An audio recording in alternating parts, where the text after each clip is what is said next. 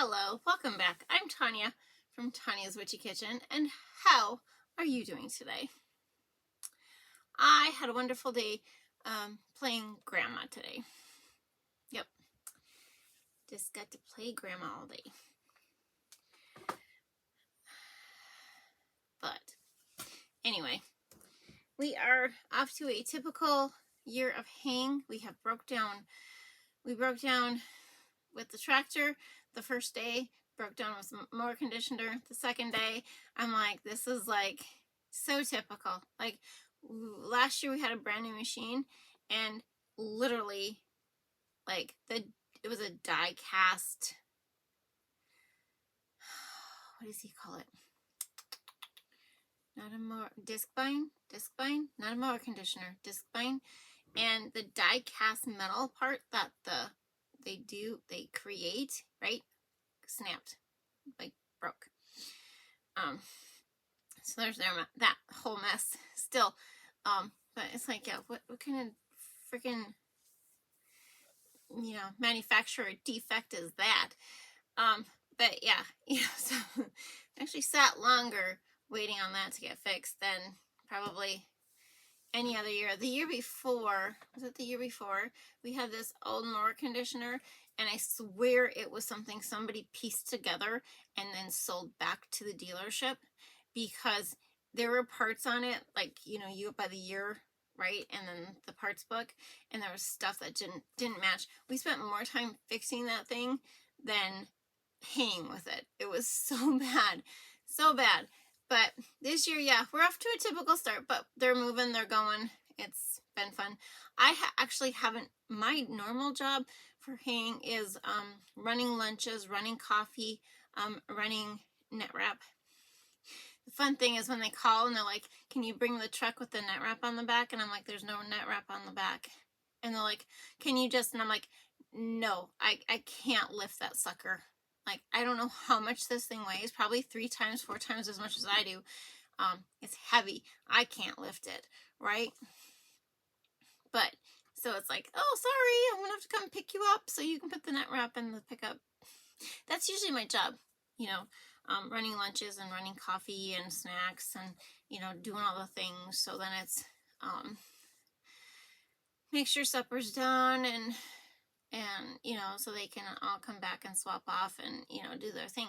But this year I've just been responsible for basically, so far, I've only been responsible for suppers basically, because they'll come home and have a sandwich and swap back and have a sandwich and, so it's kind of cool, a little easier on me. Yeah, there's some very, very interesting memories with farming and all that stuff. Yeah. But anyway, what are we doing today? Oh, okay. So you remember the blueberry powder I put in the soap?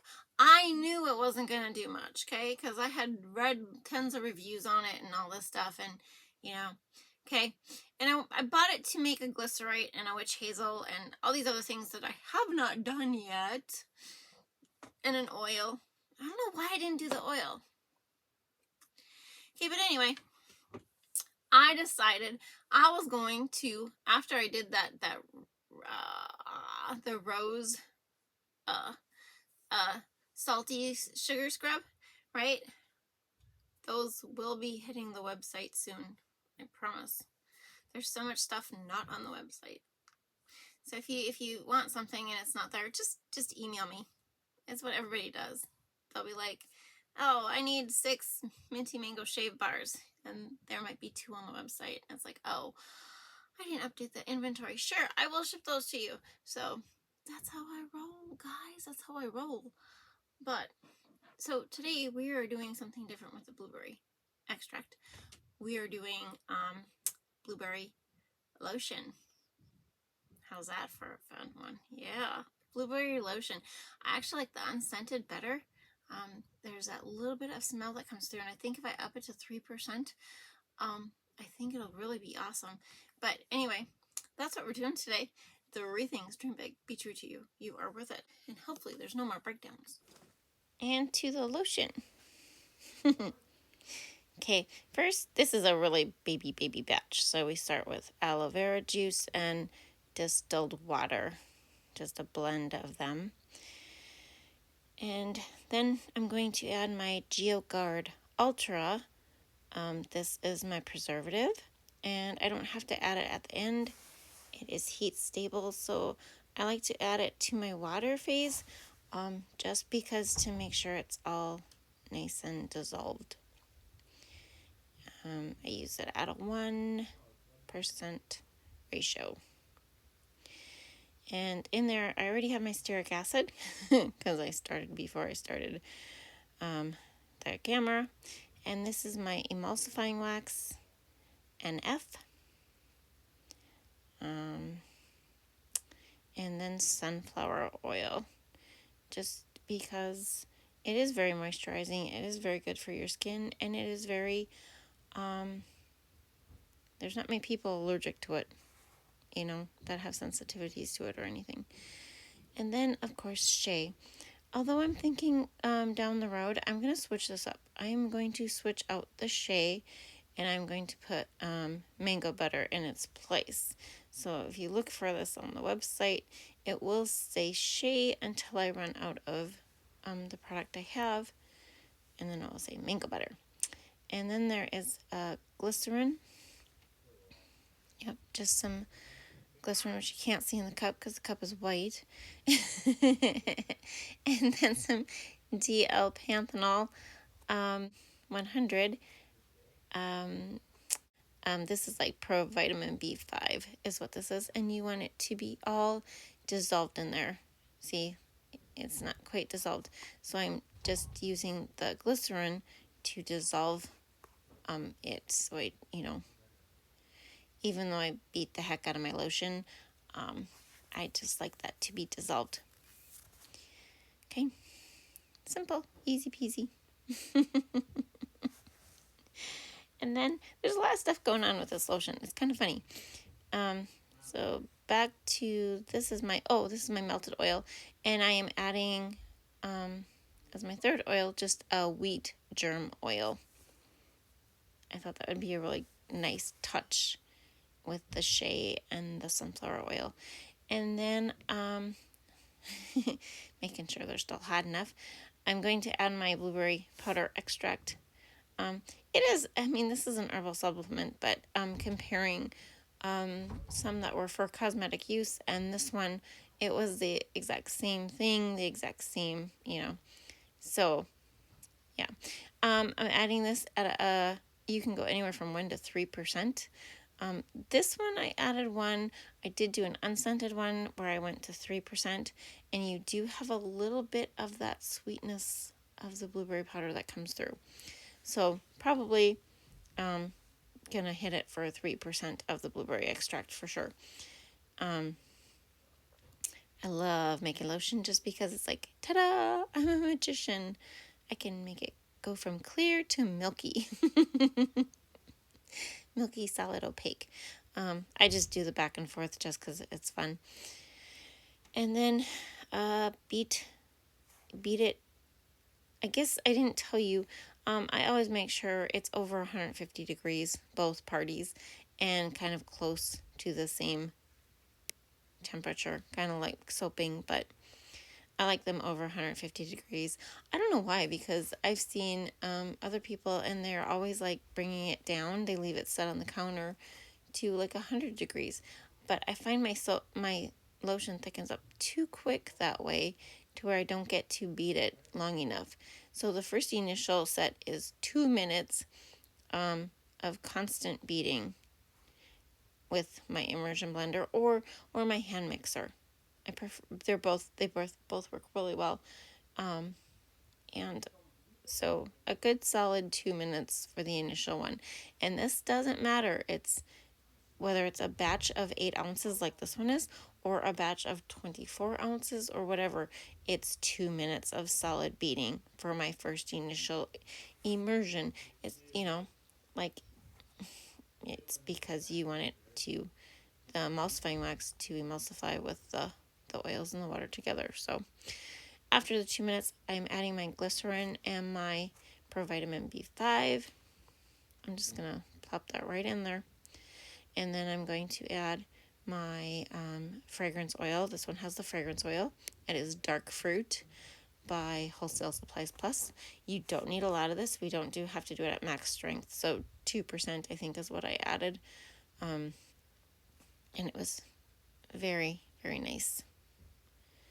I think you could even go 1.5. It'd be fine. And then buckthorn extract from brambleberry. Just a little something extra, extra, for the lotion. And last but not least, arrowroot powder. I think it's like half tablespoon, teaspoon and a half, whatever. It's probably the same thing. Half tablespoon. And we beat it again for 2 minutes. So the only difference here between this one and the unscented one is the unscented one obviously doesn't have the phthalate-free fragrance oil in it. So after beating, as the lotion cools, it's kind of neat because it gets thicker and thicker on the stick. If you ever notice that. This, after I let it set for like 10 minutes in between, this is the 10-minute mark. See how thick it is on that already? So it's coming down. It's probably around 100 degrees. I like that because it's pourable, but it's not set up yet totally. You know what I mean?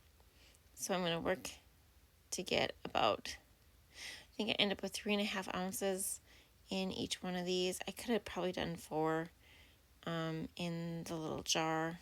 I can't remember. I'm going to have to reweigh the jar now that I think about it. It might have close to 4. My little Malibu bottles, I just love them. I did a poll on Facebook and I'm like, do you like jars for lotion or do you like bottles? And because at the time I was doing just jars and I got so many responses that I like bottles, but then it was crazy because after I switched to the Malibu bottles, which I really do like, then it was like I was selling more jars and I'm like, you guys. And I'll be honest, I don't like pump bottles because I just feel like there's so much wasted product in them.